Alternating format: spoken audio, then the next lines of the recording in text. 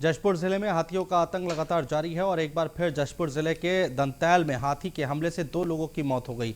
वहीं हमले में एक बच्ची गंभीर रूप से घायल हो गई है। घायल बच्ची को कुनकुरी स्वास्थ्य केंद्र भर्ती कराया गया है, जहां उसकी स्थिति गंभीर बनी हुई है। बता दें आपको कि सभी जंगल में निजी जमीन में धान की फसल को देखने गए थे। इसी दौरान हम आपको बता दें कि हाथी ने हमला कर दिया। घटना के बाद वन परिक्षेत्र ने मृतक के परिजनों को तत्कालिक सहायता राशि के रूप में 25-25 हज़ार रुपए दिए हैं। बाकी 5,75,000 रुपए मुआवजा राशि जल्द परिजनों को दे दी जाएगी।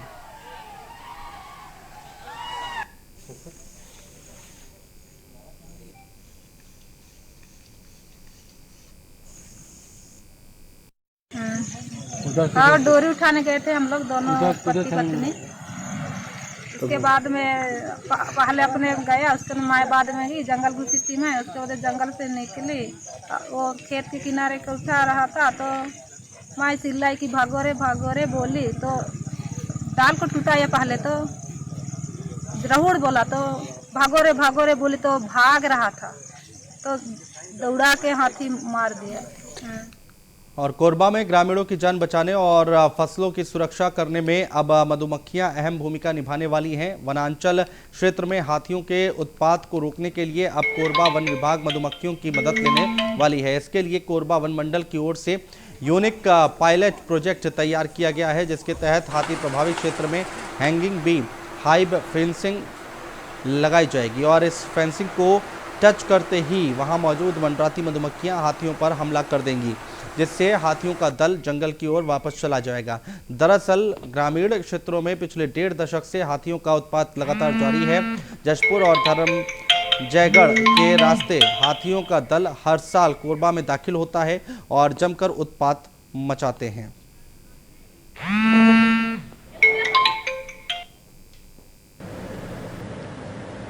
हाथी से निश्चित रूप से बारिश के आसपास का जो समय है, जबकि खेतों पर में खाने के लिए उन्हें कुछ नहीं मिलता, तो हाथी गांव की ओर आते हैं। और हम लोगों का ये प्रयास रहता है कि हम हाथी के मूवमेंट को गांव की ओर आने से रोकें। और इसके लिए हम लोग जो है इस वर्ष जो कोरबा में प्लान कर रहे हैं, वो हम लोग चाहते हैं कि हम लोग मधुमक्खियों की फेंसिंग, मतलब ऐसी फेंसिंग लाएंगे जिसमें मधुमक्खियों के, जिसको हम लोग हैंगिंग बी हाइव्स फेंसिंग कहते हैं, माने मधुमक्खियों के जो डिब्बे होते हैं वो तार पे लटकते रहते हैं। जांजगीर के खोखसा रेलवे संपार पर पिछले 8 साल से हो रहा रेलवे ओवरब्रिज का निर्माण अब तक अधूरा है। ये आरओबी नेशनल हाईवे 49 पर बन रहा है, जिसकी वजह से आने जाने वालों को भारी दिक्कतों का सामना करना पड़ता है। घंटों जाम की स्थिति बनती है। इस ओवरब्रिज को पूरा कराने के सारे हथकंडे फेल हो चुके हैं। लेट लतीफ़ी से जनता परेशान है। बार बार चिट्ठी लिखकर और मुलाकात करने के बावजूद रेलवे प्रशासन अनसुना कर देता है, जिसकी वजह से जनप्रतिनिधि हैरान हैं और जिला प्रशासन भी ठेकेदार और संबंधित विभागों को बोल बोलकर इतना पस्त हो चुका है कि अब तो अधिकारी इस मुद्दे पर बात करने से भी कतराने लगे हैं।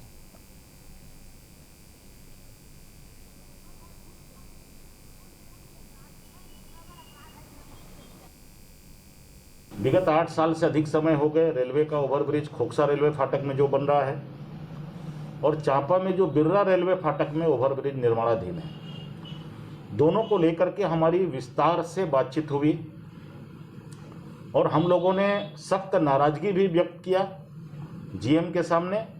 और हम लोगों ने कहा कि अब हम हर महीने आपसे हम मिलने आएंगे इसकी प्रोग्रेस रिपोर्ट के लिए। विगत मुंगोली में लोरमी विधायक धर्मजीत सिंह लगातार अपने विधानसभा के जंगलों में घूम कर वहां बसे बैगा आदिवासियों को सूखा राशन बांट रहे हैं, साथ ही आर्थिक मदद भी कर रहे हैं और कोरोना वैक्सीन लगाने के लिए जागरूक कर रहे हैं। गांव को इन्हें मानते हैं। कोरोना काल में जहां पर लोग घर से बाहर नहीं निकलते, वहीं पर धर्मजीत सिंह अपनी जान की परवाह किए बिना अपने पूरे क्षेत्र में घूम कर लोगों की मदद करते नजर आ रहे हैं। पूरे छत्तीसगढ़ में अकेले ऐसे विधायक हैं जिन्होंने पूरे कोरोना काल में अपनी जनता के बीच रहकर उनकी सहायता की है। उन्होंने छत्तीसगढ़ सरकार से मांग की है कि विधायकों और मंत्रियों का सैलरी काट कर कोरोना काल में जिनकी मृत्यु हुई है उनके परिवार को मुआवजा दिया जाए।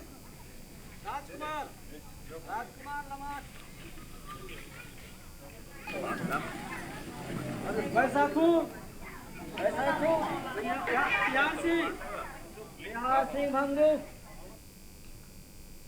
हम अपने अचानक मार अभयारण्य क्षेत्र के और कुड़िया वन अंचल में स्थित वन ग्रामों के भाइयों और बहनों से मिलने के लिए आया हूँ, क्योंकि कोरोना की इस महामारी में बहुत ज़्यादा गंभीर बीमारी फैली हुई है।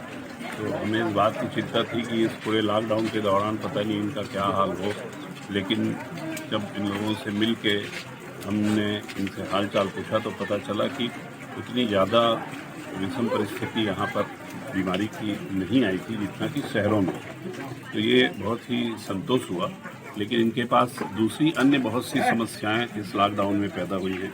इनके रोजगार के लिए अवसर नहीं है, कोई रोजगार का काम उपलब्ध नहीं है, इन्हें सरकार के द्वारा जो सुविधा मिलनी चाहिए वो सुविधाएं नहीं मिल रही हैं।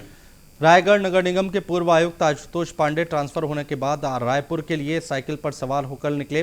रास्ते में अनिल कपूर के फिल्म राम लखन के फेमस गाने मैं हूं लखन को गुनगुनाते हुए नजर आए। पूर्व आयुक्त आशुतोष पांडे 2008 बैच के राज्य प्रशासनिक सेवा के ऑफिसर हैं। उन्हें रायपुर के उप सचिव श्रम विभाग की जिम्मेदारी सौंपी गई है। निगम के आयुक्त के तौर पर उन्होंने हर दिन सभी वार्डों में सफाई का जायजा लेने के लिए साइकिल पर सवार होकर वार्ड का जायजा लिया। हर शुक्रवार को नो फ्यूल डे का अभियान भी उन्होंने रायगढ़ में शुरू किया था। उनका मानना है कि हर व्यक्ति हफ्ते में एक दिन गाड़ी का यूज़ ना करे तो लाखों लीटर ईंधन बचेगा और पर्यावरण को प्रदूषण होने से भी मुक्ति मिलेगी।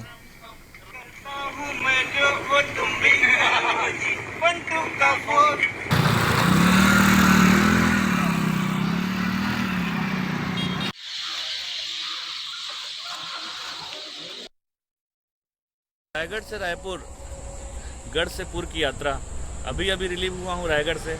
और एक जुनून था कि जब रायगढ़ में रहकर साइकिल चलाया, वार्ड विजिट किया, लगातार साइकिल मैन के रूप में अपनी भूमिका निभाई, तो क्यों ना अपनी राजधानी जहाँ मैं ट्रांसफ़र होकर गया हूँ वहाँ भी साइकिल से चला जाए।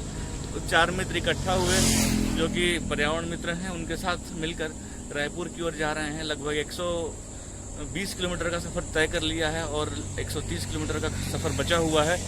और मन में एक विश्वास है कि साइकिल एक ऐसा माध्यम है कि आप इससे आपके 3 फायदे हैं।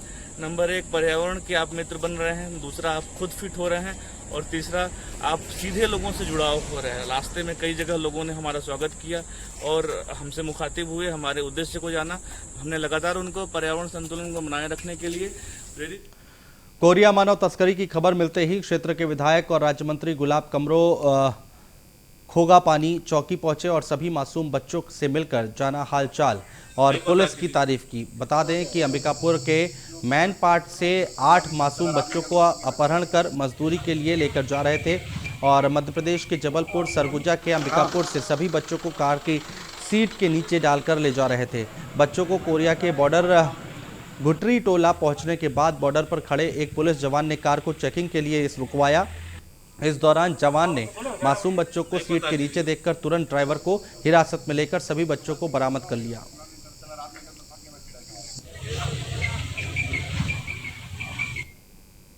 सर, मैं यहाँ तैनात हूँ कोविड वाला, तो सर हम लोग हर गाड़ी को रोकते हैं, हर गाड़ी को चेक करते हैं।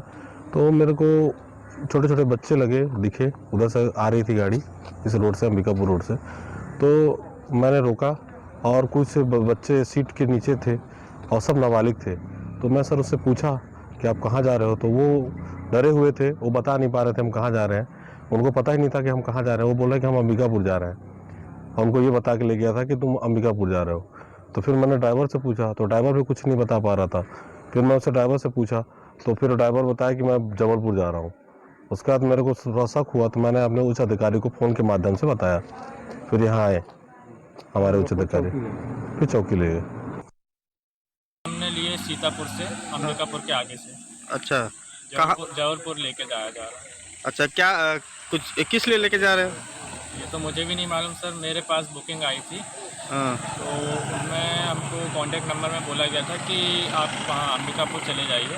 हाँ। वहाँ से आपको 8 लोगों को लेके आना, लेबर है कि यहाँ काम करती है जो। जबलपुर में? हाँ सर, मैं अंबिकापुर आया सुबह 5 बजे। हाँ। और 12 बजे करीब वहाँ से निकला मैं। हाँ। सर मैं जबलपुर जा रहा था और यहाँ पे बॉर्डर में आके सर ने रोक लिए। तो यहाँ पे लड़के लोगों ने बोल दिए कि हमको ज़बरदस्ती लेके जाया जा रहा है। नाम क्या है? सुखन। कहाँ के रहने वाले हो? मैनपाट के। तो ये बता रहा है जबलपुर लेके जा रहा था, तुमको मालूम था? नहीं मालूम है? थोड़ा कस के बोलो, आवाज़ नहीं आ रही। मालूम नहीं था। तुमको क्या बताया गया था? अंबिकापुर काम करने जाना है इसको। अच्छा, अंबिकापुर बोल करके जबलपुर लेके जा रहे हैं, तुमको पता ही नहीं था? जैसे मैं रायपुर से वापस आ रहा था, मुझे सोशल मीडिया के माध्यम से जानकारी मिली और तत्काल मैंने वहाँ पर नाके में पहुँचे, उसकी पूरी जानकारी ली कि 8 बच्चे नाबालिग हैं। और वो इसके बाद मैंने चौकी में खुद जाके उन बच्चों से भी बात की और पुलिस विभाग को मैंने निर्देश किया है। इसके साथ ही मैंने वहाँ के हमारे माननीय मंत्री अमरजीत भगत जी की भी पूरी जानकारी दी है। सरगुजा एसपी से भी मेरी बात हुई है और वहाँ से टीम निकल गई। निश्चित रूप से इसकी पूरी जाँच की जाएगी। जाँच में जो भी दोषी पाया जाएगा उसके ऊपर कार्रवाई की जाएगी।